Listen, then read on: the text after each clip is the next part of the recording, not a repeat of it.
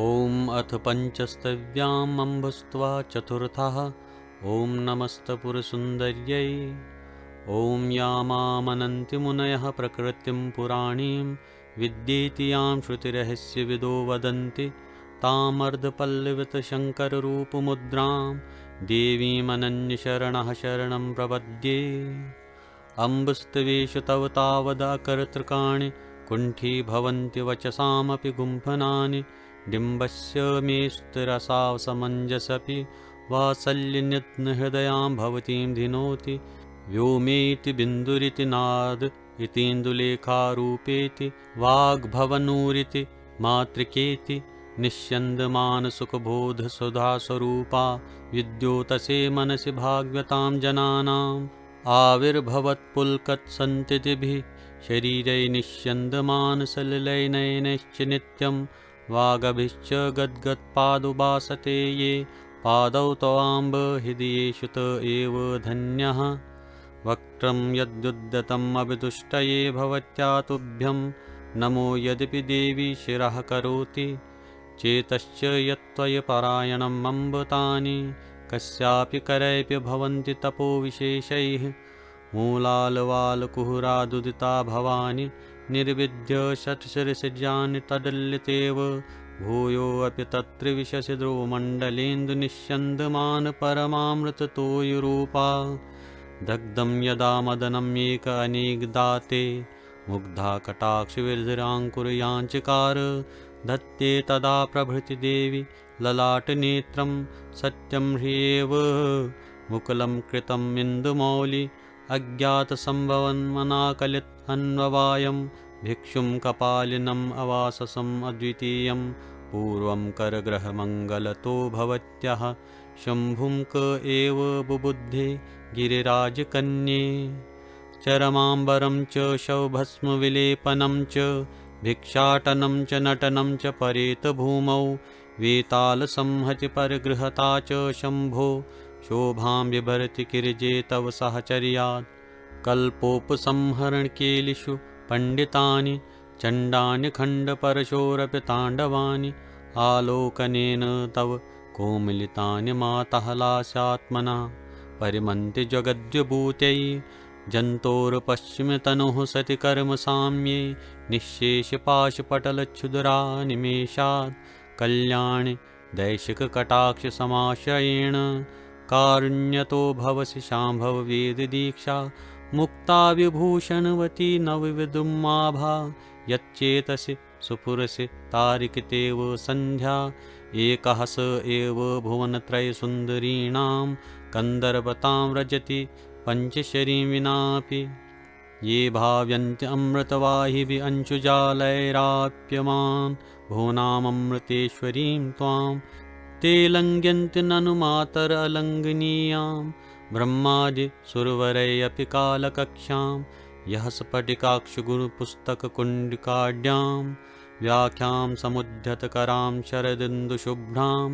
पद्मासनां च हृदये भवतीमुपासते मातः स विश्वकवितार्किकचक्रवर्ती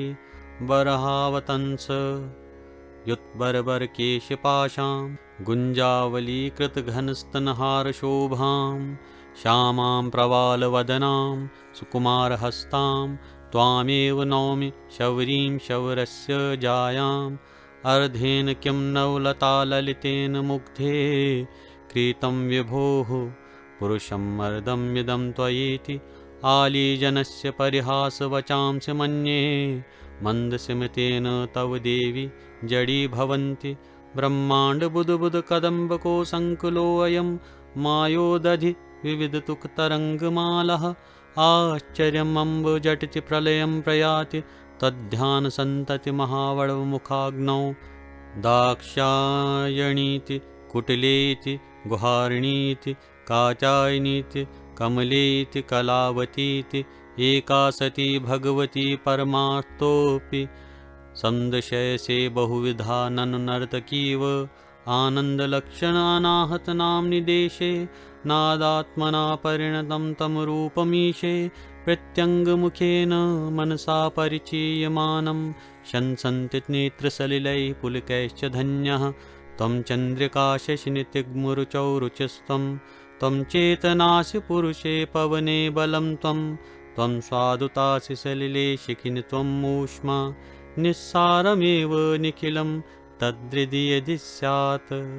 ज्योतिंषि यदिव चरन्तरिक्षं सूते पयांसि यद्धिर्धरणीं च धत्ते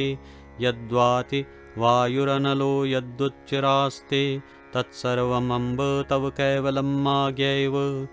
सङ्कोचमिच्छासि यदा गिरिजे तदानीं वाक्तर्क्योस्त्वमसि भूमि अनामरूपा यद्वा विकासमुपयासि यदा तदानीं तन्नामरूपगणनाः सुकरीभवन्ति भोगाय देवि भवतीं कृतिनः प्रणम्य भ्रूकिङ्करीकृतसरोजगृहसहस्रः चिन्तामणिप्रचयकल्पितकेलिशैले कल्पद्रुमोपवन एवं चिरं रमन्ते हन्तुं त्वमेव भवसि तद्धिनमीशे संसारताप अखिलं दयया पशूनां वैकर्तनीकिरणसंहतिरेव शक्ता धर्मं निजं शम्यतुं निजैव वृष्ट्या शक्ति शरीरम् अधिदैवतम् अन्तरात्मा ज्ञानं क्रियाकरणम् आसनजालमिच्छा ऐश्वर्यम् आयतनम् आवरणानि च तं किं तद्न यद्भवसि देवि शशाङ्कमौले भूमौ निवृत्तिरुदितापयसि प्रतिष्ठा विद्यानले मरुति शान्तिरतीतशान्तिः व्योम्नीति यः किल कलह कलयन्ति विश्वं तासां विदूतरमम्ब पदं त्वदीयं यावत् पदं पदसरोजयुगं त्वदीयं नाङ्गीकरोति हृदयेषु जगच्चरण्ये तावद्विकल्पजटिलः कुटिलप्रकारास्तर्कग्रहा समयिनां प्रणयं न यान्ति यद्देवयान प्रत्यान विहारमेके कृत्वा मनः करणमण्डलसार्वभौमं याने निवेश्य तव कारणपञ्चकस्य पर्वाणि पार्वति नयन्ति निजासनत्वं स्थूलासु मूर्तिषु महीप्रमुखासु मूर्तिः कस्याश्चनापि तव वैभवमम्ब यस्याः पत्या गिरामपि न शक्यत एव वक्तुं सा शिशुतुता किल मयेति तितिक्षितव्यम् कालाग्निकोटिरुचिरम्ब षडध्वाशुधाप्लावनेषु भवतीममृत औगवृष्टिं श्यामां घनस्तनतटां सकलीकृतौ च ध्यायन्त एव जगतां गुरवो भवन्ति विद्यां परां कच्चिदम्बरम् अम्ब केचिदानन्दम्येव कच्चिच्च मायां त्वां विश्वमाहुरपरे वयमामनां साक्षात् पारकरुणां गुरुमूर्तिमेव कोलयदलनीलम्बरवरसिनिग्धकेशं कृतुत्तरकुचभाराक्रान्ताकान्तवलग्नं किमिहि बहुभिरुक्तैस्तत्स्वरूपं परं नः सकलभुवनमातः सन्ततं सिनिद्धताम् इति श्रीपञ्चस्तव्यां चतुर्थोऽम्बस्तवः।